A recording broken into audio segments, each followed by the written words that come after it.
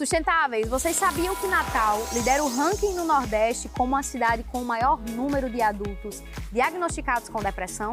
Segundo a pesquisa do Ministério da Saúde, em 2023, aproximadamente 13,2% dos maiores de 18 anos na capital potiguar foram diagnosticados com a doença, totalizando cerca de 117 mil pessoas.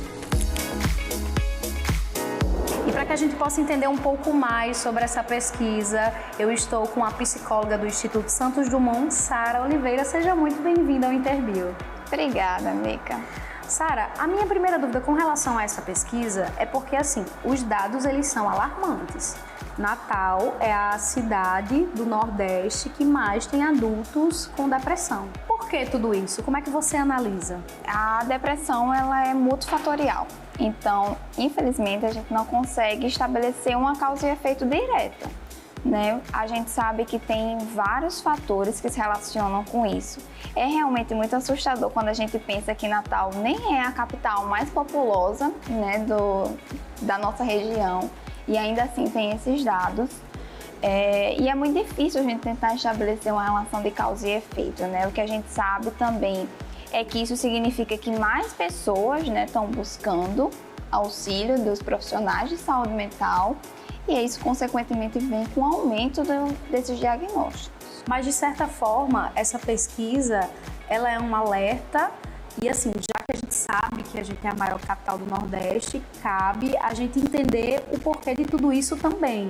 Não só que pessoas estão procurando mais profissionais na área, né, para cuidar da saúde mental, mas que onde é que a gente está inserido? Que comunidade é essa que a gente está criando? Será que realmente é uma comunidade sustentável? As pesquisas já dizem que não. A gente sabe que quando a gente fala sobre saúde mental, e aí não só depressão, mas todas as outras doenças, todos os outros transtornos que estão envolvidos e o próprio sofrimento mesmo mental, a gente também está falando sobre uma macroestrutura, a gente está falando sobre algo que é muito maior. A gente está falando sobre o acesso à saúde, o acesso à segurança, acesso à alimentação de qualidade, exercício físico. Então, a gente está falando também sobre os estilos de vida que a gente tem. De 2023 para cá, a gente teve um aumento, se não me engano, de 13,2%, né? Isso. A última pesquisa foi em 2021, então foi logo no finalzinho, né, daquele período do recolhimento da pandemia. E a gente já tinha tido um aumento, né? E agora a gente tem um aumento de novo.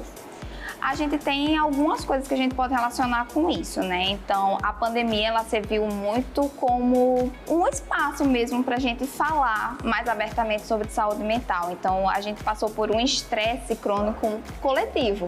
Eu acho que a gente teve até um cuidado maior na pandemia porque não se falava tanto, né? Isso, exatamente. E aí, como todos nós estávamos passando por esse estresse crônico coletivo, todos nós estávamos passando por questões de saúde mental, de adoecimento mental, isso acabou estando mais à tona. Então, a gente falava nas lives, a gente falava na televisão, a gente falava sobre a saúde, sobre as questões do coronavírus, sobre as questões da Covid, mas a gente também sempre estava falando sobre a necessidade de manter uma rede, de conversar com os amigos, mesmo que à distância. Existem realidades e realidades, né? Então, a gente sabe que, pelo menos ao meu ver, as pessoas que estão em situação de vulnerabilidade são pessoas que tendem a ter mais doenças relacionadas à saúde mental pelo meio que elas estão inseridas. Isso.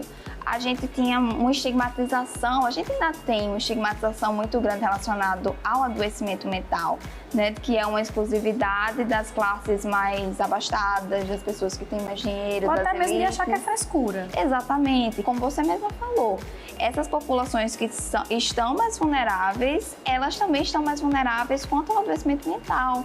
E vai muito também de indivíduo para indivíduo, né? Porque cada pessoa, ela tem uma realidade, ela está inserida no meio, então é muito sobre ver qual o tratamento específico para aquela pessoa. Exatamente, até porque a gente sabe que tem depressões, né? Tem tipos de depressão específica que elas têm um tratamento um pouco mais complicado. Então, quando a gente fala sobre a relação genética do adoecimento, né? da depressão em si, a relação genética da depressão. Não necessariamente porque eu tenho uma mãe, porque eu tenho um pai que tem um diagnóstico de depressão, eu vou ter depressão também. Então, muito do estilo de vida, da forma com que a gente leva o adoecimento e o processo de promoção de saúde também tem um impacto muito significativo. Por isso que o indivíduo, o fator individual também tem um valor muito importante. Isso que você falou é muito curioso, eu não sabia. Então, se eu tenho histórico familiar de pessoas que tiveram depressão, pode ser que eu tenha também um potencial a ter depressão ao longo da minha vida? Sim, quando eu falei que a depressão ela é multifatorial, o fator genético também está envolvido nisso, né? Então, não necessariamente, de novo, é uma relação de causa e efeito. Então, não significa que se você tem um familiar que tem um diagnóstico, você vai ter esse diagnóstico. Mas a gente sabe que tem uma frequência muito maior, que tem uma relação aí realmente genética. É um processo e você precisa respeitar o seu processo, né? Também é uma forma de você se acolher e de cuidar de si mesmo, porque a gente está precisando disso. Isso.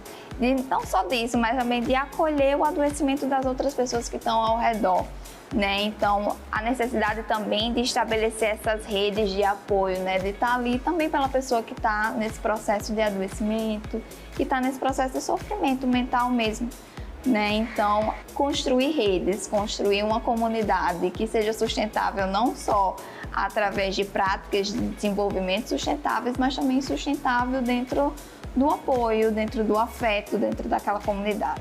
Perfeito. Sara, eu queria lhe agradecer pela sua participação. Foi uma aula, espero que o pessoal tenha gostado tanto quanto eu. Eu que agradeço. E assim chegamos ao final de mais um Interbio. Foi uma jornada de aprendizado e reflexão sobre um tema tão relevante que é a saúde mental. Ao longo do programa, exploramos os desafios enfrentados por tantas pessoas que lidam com a depressão e também destacamos a importância de compreender, apoiar e buscar ajuda quando necessário. Quero reforçar que cuidar da nossa saúde mental é tão fundamental quanto cuidar do nosso corpo físico. É sobre cultivar uma mente saudável, encontrar equilíbrio e resiliência em meio aos desafios da vida. E ao falarmos sobre saúde mental, a gente contribui para alcançar o Objetivo de Desenvolvimento Sustentável número 3 da ONU, que fala sobre saúde e bem-estar. Juntos, podemos construir uma comunidade mais saudável, mais forte e mais resiliente. Obrigada por me acompanhar em mais um episódio e até a próxima semana. Se cuide e lembre-se, sua saúde mental é tão importante quanto qualquer outra coisa na vida.